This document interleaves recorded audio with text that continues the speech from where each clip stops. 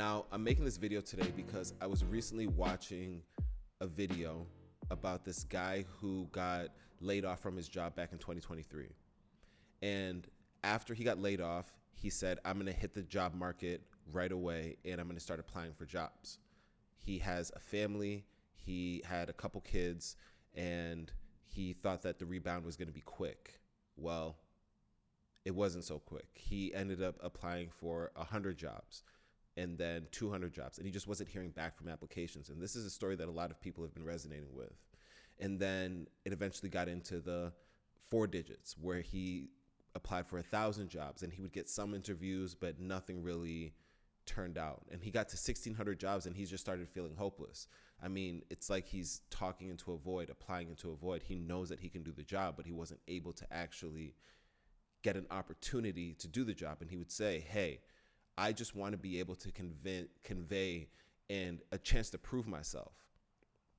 So fast forward a little bit, he gets on antidepressants. He just can't make sense of all of this.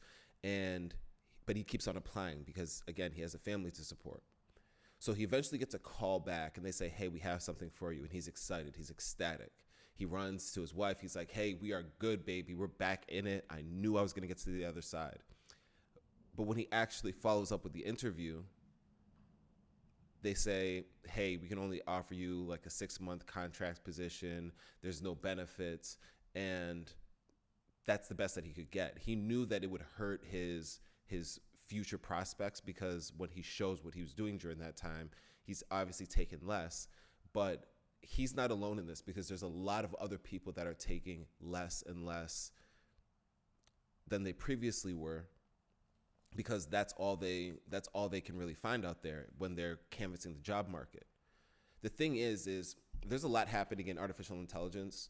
My name is Tendo for people that don't know me or this is the first time meeting me. I talk about business, creativity, psychology, and a few of my interests on this channel. I'm just kind of warming back up. But I'm also in the tech sector. I've been working in technology for a long time. I've been working with artificial intelligence at a Fortune 100 company since 2017. And in 2023, I left to go and build my own artificial intelligence company that would be able to help people rather than replace people. Because what's happening right now, and I saw this back when I was working at this fintech company, that a lot of business interests, especially corporate business interests, the ones that employ a lot of people, are incentivized to reduce labor force because there's a lot of efficiencies that are being brought in by AI, and they don't really have a clear motive to keep people employed. And so we're seeing this reflected in the numbers. We've been talking about, me and the people that I've in my circle, we've been talking about this for a while. We've known this, and this is why I'm building what I'm building. But that's aside. We've seen this, and we're seeing this in the numbers. In 2025, last year, 245,000 jobs in the tech sector were gone. And that's literally just scratching the surface. If we're seeing people getting laid off in the tech sector, the people that are building these tools, then it's almost guaranteed that we're going to see this ripple through all of the other areas in America, all of the other industries. And it's not even just limited to white collar jobs. It's also including blue collar jobs. And we can get into that in a later video, but trust me when I say that we're just scratching the surface on how much we're seeing industrialized America shift. There is not an economic need to hire as many bodies as there was in the past. But that doesn't mean that work isn't still necessary. If you're a living, breathing person, you have energy, and energy means that you have a need to work. You have a need to put this out into the world. But what is going away is jobs of the past. Now, I want to break down what a job is because I firmly believe that it's not the fact that people that are unemployed right now aren't working hard. I believe that you're working hard. I believe that, some of y'all aren't working hard. Some of y'all actually need to work a little bit harder, put a little bit more effort in, put a little bit more volume in. But I'm going to assume that if you're watching this video and you've made it to this point, that you're not the type of person that is not a hard worker. You work hard, you put your hours in, you put plenty of hours in, but you see people either making money or benefiting, and you're like, how is that happening when I'm putting in all of this energy and all of this effort and I'm not getting anything out of it? And that's what I want to talk about today, because I fundamentally believe that it's not really the facts that you're working hard. Hard work is the bare minimum. In some cases, it's not, but it's additive, I would say. The first thing that we have to do is understand what's actually happening. And there is a real shift that's happening in the market right now. And it's causing us to move from industrialized America to entrepreneurial America. And that can be a little bit scary, because when we think of entrepreneur, we think of the people that have hit the pinnacle of entrepreneurship. But to me, that's like saying you can't play basketball unless you're Michael Jordan, or you can't work out and run unless you're Usain Bolt. It just doesn't make sense. We live in a world right now where entrepreneurship is more accessible to other people, but it's still a clouded pursuit. It's still something that people have a lot of question marks around, because nobody taught us ever how to run a business. We went to school, we learned some subjects, we were mostly disciplined, but we never learned how to create a business, how to start a business, what a business actually looks like. And again, that's the thing that I'm going to be talking about today. I'm going to be talking about this in a moment. And I have something that I want to give you after this. It's not me trying to sell you anything, but there's something that I want to give you, and it will make sense if you watch this video all the way through. So I'm going to keep going. Let's go a little bit deeper, and let's explore what I mean when I say that we don't really understand what business is. So, and we don't understand what entrepreneurship is. So, what I've learned in my pursuit of entrepreneurship is that business is a game of offers and deals. Offers and deals. Just think about it like that. We're going to strip it down and make it very easy. Business is a game of offers and deals. Now, what happened in industrialized America, which was revolutionary as opposed to agricultural America and the agricultural world, is industrialized America, the industrialized world, the industrialized revolution allowed for us to create these situations where we have these machines that, of course, were expensive and only a few people owned them, but it allowed us to employ a lot of people. And that's cool, because now we don't have to go and worry about cultivating land or bartering or doing all these other things. We can go and get a job from somebody else, work from a scheduled time, and have a predictability around when we earn. And that's great, because it provided a lot of security. It provided a lot of security up until we're seeing this right now, the 2020s right now.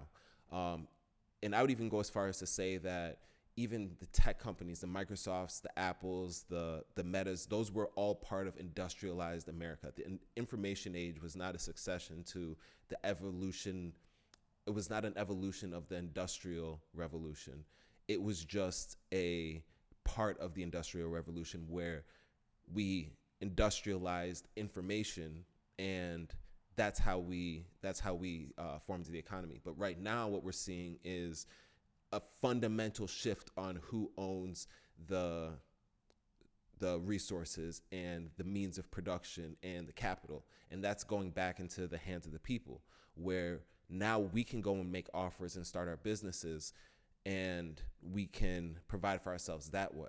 The problem is that a lot of us don't understand what's happening right now, and we keep working hard on the things that we've been taught to work hard in, and we're not getting the same results. And so if we're doing something and we're not getting the same results, and we keep doing these things, then what does that say about us?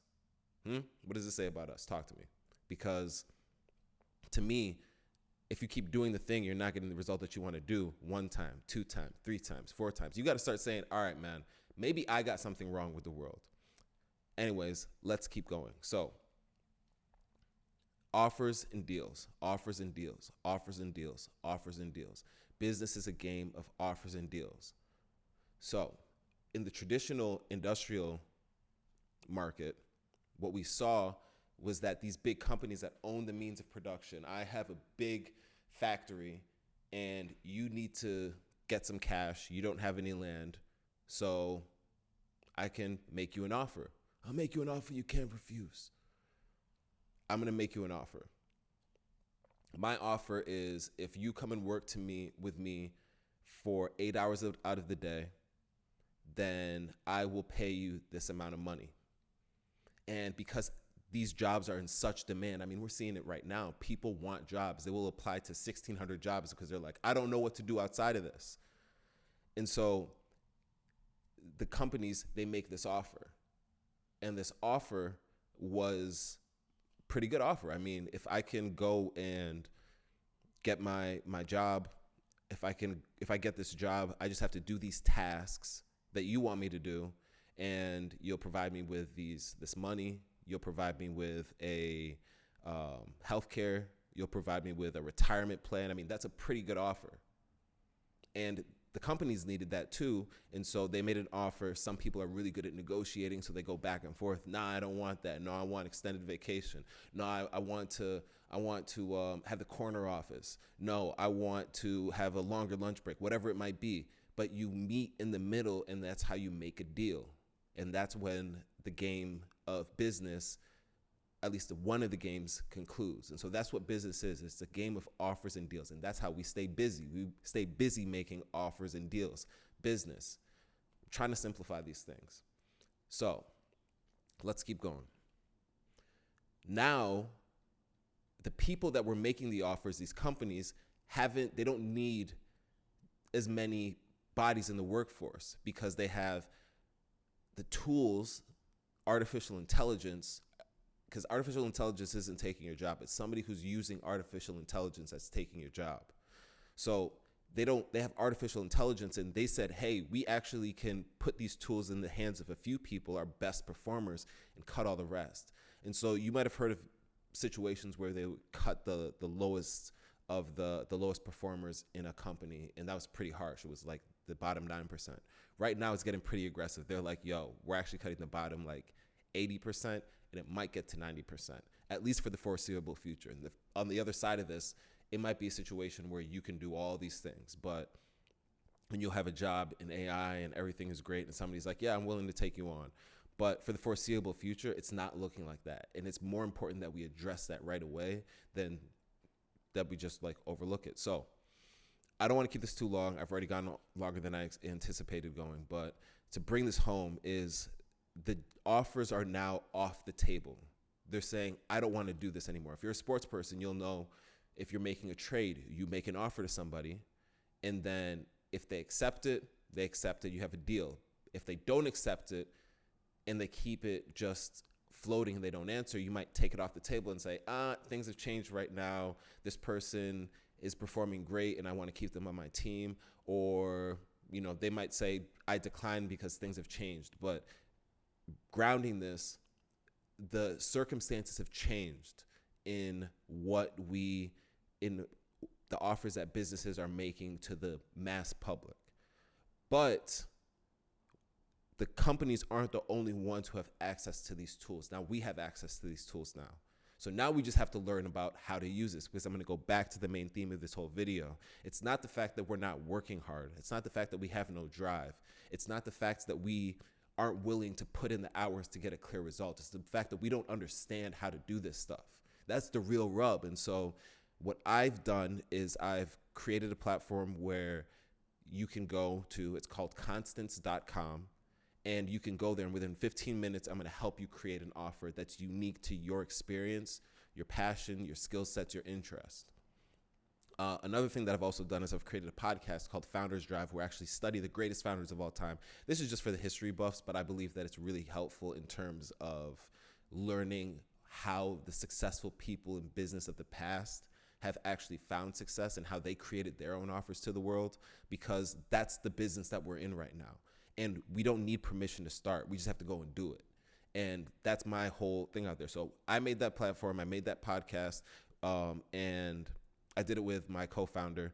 And we are trying to help people learn how to make offers. And the only thing that I'm asking for is that you hit subscribe, you leave a comment, and you help me refine this process, get the word out, share it with a friend, tell other people that, hey, there's other ways that we can go about providing for ourselves that are actually better, that are in line with our interests, that are in line with our experience, that are in line with the things that we care about. I believe that if we understand that we can invest in our interests, then that's the best way to establish income. I believe that if we learn how to that if we profit off of our passion, then that puts us in the best case, because our experience is the best way to earn, and our interests compound and we get better and better. And that's the thing that's going to separate us from the people that don't take action. So if you're watching this, hopefully this is helpful.